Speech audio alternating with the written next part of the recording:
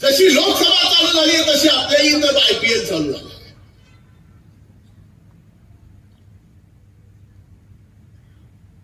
IPL क्रिकेटचा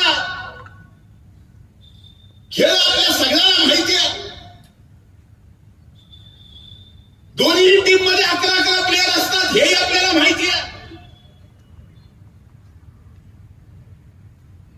पण या देशाचा सर्वात मोठा लोकशाही सणाचा ही निवडणूक साजरी करीत असताना एकीकडे मोदी साहेब 11 जणच घेऊन क्रिकेटच्या ग्राउंड मध्ये आहेत, बॅटिंगला स्वतः आहेत, आणि दुसरीकडे इंडी 11-33 घेऊन फिल्डिंग करायला लागले.